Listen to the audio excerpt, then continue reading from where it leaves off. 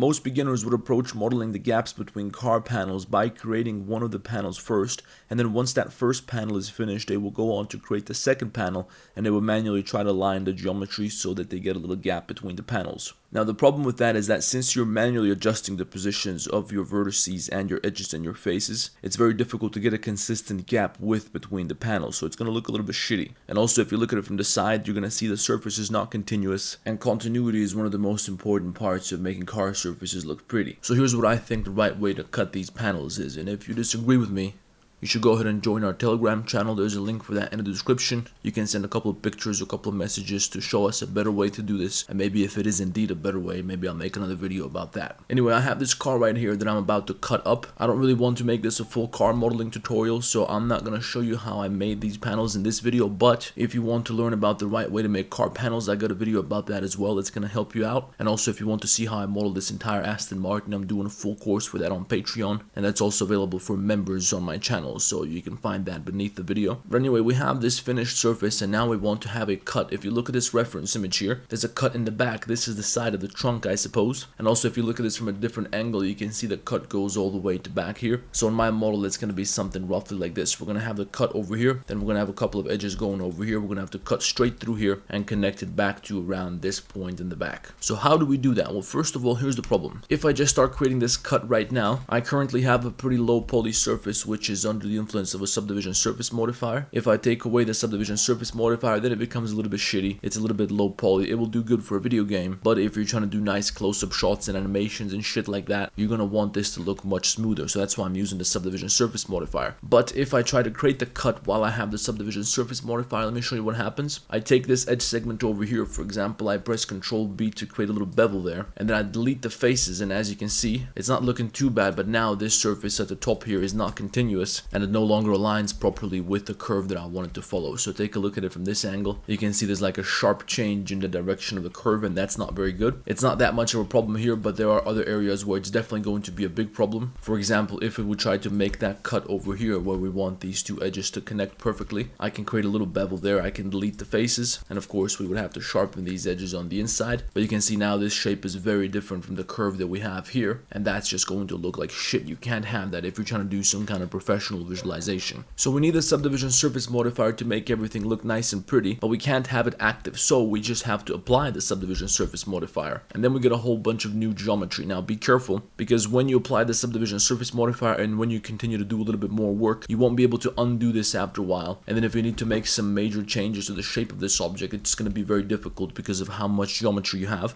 So only apply the subdivision surface modifier if you're 100% sure that the rest of the object is completed, and you don't have to make any other major changes to the shape. It's also a good idea to duplicate this object before you apply the modifier. You hide that with H, and then you have a backup. You just press Alt H. It's gonna come right back. You can bring it back, and you're back to where you were before. So we made a duplicate. We're done with the rest of the shape, and I'm going to apply one level of subdivision surface. You can apply 2 levels if you want to. It's just a little bit more difficult to work with when you have this much geometry. But now we're going to do the same thing. So this one down here is easy. We just press Ctrl B, and we're gonna bevel that a little bit. Ideally, you want to align that with this gap on the rear light. So you want that to be something like this. And then we have to move up here where the gap is going to be a little bit more difficult. And first, I'm not going to create a cut yet. I'm just going to mark a couple of seams. Now, I'm just doing this for the tutorial, so I'm not trying to make this super accurate and realistic. Otherwise, I would use my blueprint to try and cut through this, but right now I have to move stuff out of the way. In the blueprint, I'll be able to see the line where I'm supposed to cut, but it's going to be something like this. I first need to mark a seam over here, and then back here, I also have to mark a couple of seams, so this is where I want to connect this. And then we're going to have to do a bit of a knife cut to take this little turn here. So for example, maybe it would be a better idea to join this with J and create a new edge segment there. Mark that as a seam and clear this one. And then I suppose we can do K for knife cut, click right here, then click somewhere over here, then take a turn, click here,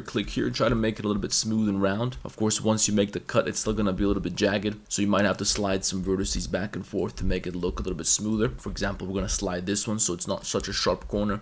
As you can see, when you have a lot of geometry, it becomes a pain in the ass, so that's why you don't want to add too much geometry when you're creating something like this. But anyway, anyway, once you got a decent shape, once it looks pretty nice and smooth, you're gonna select that edge segment. You make sure all the seams are marked, and that way you can just select one. You can press Shift G, select similar seam, and you got the entire cut selected. So now all you gotta do is press Control B to create a little bevel there, X delete faces, and now you're probably gonna end up with a couple of triangles, but that's okay because we're not gonna use the subdivision surface modifier any longer. If you have triangles and n-gons, the subdivision surface modifier would fuck that up quite a bit, so you might have some serious issues if you still plan to use a subdivision surface modifier. You can still do it, but just be careful because you might get some shading issues and shading artifacts. This still looks a little bit jagged, so we're gonna slide it back and forth a couple of times just to make it a little bit smoother. And once we're happy with the rough shape of the cut, now we have to add a little bit of thickness. We gotta add some material on the inside. Now, one thing you could do is go to Add Modifier, Generate. You're gonna add the Solidify modifier, and you're going to set that to only rim. That's just gonna add a little bit of thickness to your mesh, but it's not going to fill the inside. So let me just take another example on the side here so I can show you how this works. Let's say we have this little curved surface over here. I'm gonna go Add Modifier, Generate, Solidify. By default, the Solidify modifier basically just extrudes this object. So as you can see, that is non-destructive. Now the object is thicker, whatever way we shape it. But I don't want to have this surface on the underside because, well, we're not gonna see that anyway. So that's why I go over here and I check only rim, and then it just creates this face segment around the surface, but there's nothing on the back side. So that's exactly what you would want here if you would go with the Solidify modifier option. You make sure to adjust the thickness a little bit, then you apply the modifier and you do a little bit of fixing. For example, you can see this is a little bit crooked, so you would manually have to move some vertices around to make sure that it's not twisted up too much and make sure it doesn't look like shit. But I prefer to do this manually because once we apply the modifier, now this rim was added to every single part of the car, and I'm not sure that I want that just yet. So I'm going to move a couple of things out the way so I can get a better look on the inside. And first I'm going to take these edges from the seams over here, so Shift G, select similar seam to select all the seams after we selected one of them. And then we go over here to the inside. We're going to extrude this downwards, so E to extrude, Z to extrude down the Z axis. Over here we have to work on this part because this is going to be a little bit more complicated. Maybe we got to shift everything to the side to align it with this part of the cut, and maybe we also slide these vertices backwards a little bit. Down here at the bottom, we're going to take these edges and we're going to extrude them upwards a little bit. Also, we might want to shift them to the side so we can align everything. And then we can do a little bit of 3D cursor magic. So you set the pivot point, the 3D cursor, place the cursor between these two vertices, and then I'll take this vertex from the corner, extrude, right click, and scale it down towards the 3D cursor. And then I can fill that here, add a loop cut, and fill this with two more faces. Same thing at the bottom, add a loop cut and fill this. And then we just do the same thing one more time with the other two vertices. So first we extrude this towards the 3D cursor, then we fill this, we add a loop cut, we add two faces up here, and same thing over here at the bottom. Now we're still not finished yet because you can see the shading is all fucked up, so we still gotta do something about that. And to fix that, we're gonna take all the edges which are supposed to be sharp here. So in this case, we want to select all the seams and maybe a couple more edges if you have to make a couple more edges sharp, and you're gonna press Ctrl E, mark sharp, and now you can see they are completely sharp, which is not very realistic because in real life they're not supposed to be completely sharp. You could go ahead and create a little bevel here and set the profile shape to 1 and set the number of segments to 2, and that's going to contain the smooth shading, so it's going to look a little bit better, but you don't have to go through all that trouble. Instead, you switch over to the shading tab where you can edit your materials, and as long as your render engine is set to cycles, you are up here in rendered view. You can zoom in on this part, and in the material tab over here, you're going to go Shift A, add a node called bevel node. You're going to place that right there.